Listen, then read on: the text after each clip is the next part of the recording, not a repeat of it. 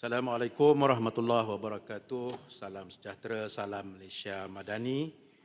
Tuan yang dipertua, kalau dahulu orang ramai mengunci pintu rumah sebelum tidur, hari ini kita perlu membuka kunci identiti digital sebelum membuka telefon.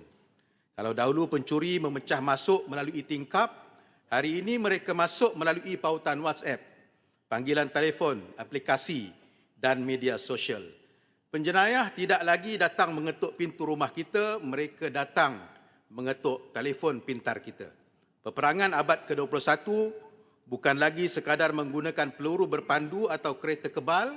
Hari ini peperangan berlaku melalui papan kekunci, algoritma dan data. Jika dahulu negara mempertahankan sempadan fizikal, hari ini kita mesti mempertahankan sempadan digital. Sebab itulah saya melihat RUU ini bukan sahaja sekadar undang-undang untuk memerangi jenayah, tetapi ianya merupakan satu pelaburan strategik untuk mempertahankan keselamatan negara, ekonomi digital dan kesejahteraan rakyat. Puan Yang Dipertua, statistik yang dibentangkan amat membimbangkan kita. Pada tahun 2025 sahaja hampir 70,000 kes jenayah cyber direkodkan. Manakala dalam tempoh 5 bulan pertama tahun 2026, puluhan ribu lagi kes telah dilaporkan dengan penipuan kewangan terus menjadi kategori yang paling tertinggi. Maknanya skamer ini tidak pernah bercuti. Mereka beroperasi 24 jam sehari, 7 hari seminggu. Persoalannya, adakah sistem perlindungan negara bergerak sepantas mereka? Akta Jenayah Komputer 1997 sememangnya telah banyak berjasa kepada negara. Namun selepas hampir 3 dekad, dunia digital berubah dengan begitu pantas sekali. Hari ini kita berdepan dengan malware as a service, phishing as a service, pencurian identiti digital, serangan terhadap infrastruktur, kritikal negara dan teknologi AI, kecerdasan buatan yang mampu menghasilkan kandungan deepfake yang hampir mustahil dibezakan dengan realiti. Kalau penjenayah sudah berubah, sudah tentulah undang-undang kita juga harus berubah.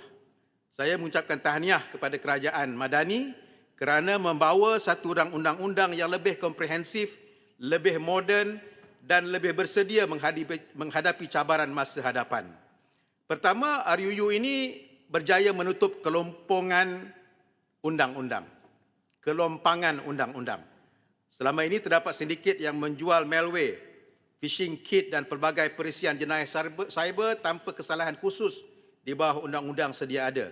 Melalui Fasal 15, pemilikan dan pengedaran peranti tersebut bagi tujuan jenayah akhirnya menjadi satu kesalahan. Kita bukan saja menangkap penjenayah tetapi memutuskan rantaian bekalan jenayah cyber. Kedua, deepfake ini ibarat wang palsu. Kalau wang palsu merosakkan keyakinan terhadap mata wang, deepfake merosakkan keyakinan terhadap kebenaran. Bayangkan satu video palsu yang tular beberapa jam sebelum hari mengundi. Bayangkan wajah seorang wanita atau kanak-kanak dimanipulasi untuk tujuan pemerasan. Dalam beberapa minit, reputasi seorang boleh musnah walaupun kandungannya palsu. Oleh kerana itu, undang-undang boleh sikit Syaklam, boleh sikit tak? Sebab bila Syaklam sebut tadi soal berkaitan dengan hari mengundi. Pada tahun 81 dulu, Yang Berhormat Marang ada mengeluarkan satu fatwa. Haram untuk mengundi UMNO ni. Tapi baru-baru ni pula kita dengar, dah halal pula. Jadi saya tak tahu sama ada dia haram ke halal ke ataupun halam. Jadi minta sikit pandangan daripada Yang Berhormat Syaklam sebab lama dulu duduk dalam Parti Islam se-Malaysia PAS. Terima kasih, Speaker. Fatwa ni mufti saja. Ya, Yang Berhormat, ini buruk sangka 36. Sangkaan jahat. Sangkaan yang paling buruk. Arau tak minta kebenaran dengan saya, Arau. Jepang ni sangkaan yang busuk. Tak boleh tuduh macam tu. Dah keluar fatwa di parlimen ni kita tak boleh menuduh sebuah parti. Apa pula duduk? Ini. Boleh tengok, boleh Dia tengok. memang Fatwa kalau tu ada. ni Tahun pas- 81, boleh tengok, boleh Dekat tengok. mana? Dekat mana? Tuduh Tunjuk. apanya? Tunjuk. Tuduh mana? ada. Mana tunjuk? Bekas Pergi tengok juga lah. tak berguna. Pergi tengok ChatGPT pun, pergi tengok orang PAS ChatGPT. ni Tak, tunjuk sekarang. Video dia Kamu pun ada baca lah. dekat mana? Video dia pun ada lah. Ini Guna. jadi masalah ni. Dia Tak buat, guna. lepas tu sembunyi Kamu tangan. yang masalah. Buat, Cakap lepas tu tak ada sembunyi fakta. tangan. Ini jadi masalah. Dulu Mana ada bergaduh dengan fatwa UMNO, haram sekarang bagi nak UMNO? UMNO balik. Mana? Cium balik, buang bersatu pula. Ini masalah parti sebelah sini ni. Jadi rakyat Johor, jangan yang kau undi dengki Perikatan apa nak Nasional ni undi nanti. BN? Dalam pilihan raya yang akan datang ni. Undi Pakatan Harapan. Dengki buat apa nak undi BN? Dengki buat apa? Takut kalah? Hulu Langat. Kalah menang itu biasa, tak ada masalah. Dengki buat apa? 81 dulu kata haram.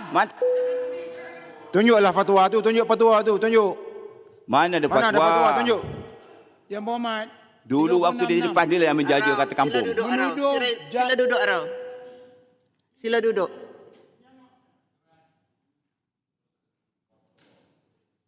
Okey. Silakan Syalam. Puan Yang Dipertua, bagi saya masa lebih sikit sebab tadi Saya bagi gangguan 1 minit.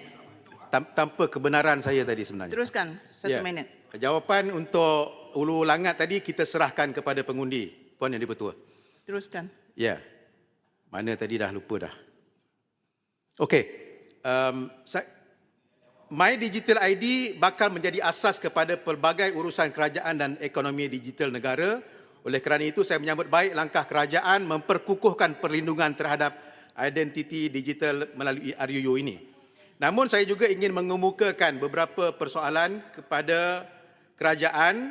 Yang pertamanya, RUU ini memperuntukkan kuasa penyiasatan yang lebih menyeluruh. Sebagaimana kebimbangan ramai ahli-ahli Dewan, saya juga ingin mempersoalkan apakah mekanisme semak dan imbang yang akan memastikan kuasa tersebut sentiasa digunakan secara profesional, telus serta menghormati hak privasi. Tetapi hak privasi ini juga ada masalah kalau kita tidak boleh mengadakan intersepsi komunikasi.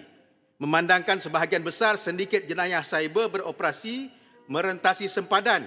Apakah strategi kerajaan untuk memperkukuh kerjasama dengan negara-negara ASEAN dan rakan-rakan antarabangsa supaya penjenayah tidak boleh lagi berlindung di luar negara? Ini termasuk, Puan Dipertua, untuk memerangi jenayah keganasan, terorisme. Sekarang ini kita berada dalam fasa generatif AI. AI yang mana kita bagi prompt, dia boleh tolong kita nak cipta pelbagai hasil yang kita perlukan. Sila golong Ahmad. Dan kita sekarang ini dah masuk kepada satu fasa yang dipanggil sebagai agentic AI. Di mana agentic AI ini kita boleh melahirkan ejen. Saya ada ejen, yang di Pertua ada ejen, rakan-rakan ada ejen. Ejen-ejen ini dia boleh berkomunikasi di antara satu sama lain tanpa kita bagi prompt. Ini sangat bahaya, Puan Yang Dipertua. Jadi saya ingin bertanya kepada kerajaan, setakat manakah kita juga bersedia untuk menghadapi the future of AI ini, kecerdasan buasan, termasuklah agentic AI ini. Akhirnya, saya berpandangan bahawa jika dahulu kita menjaga pintu sempadan negara, hari ini kita mesti menjaga pintu masuk data negara. RUU ini bukan bertujuan menyekat teknologi, tetapi RUU ini memastikan teknologi terus menjadi pemangkin kemajuan, bukannya senjata kepada penjenayah. Dengan itu, Shah Alam menyokong sepenuhnya rang Undang-Undang Jenayah Cyber 2026. Terima kasih. Terima kasih Syalam. Seterusnya, Yang Hormat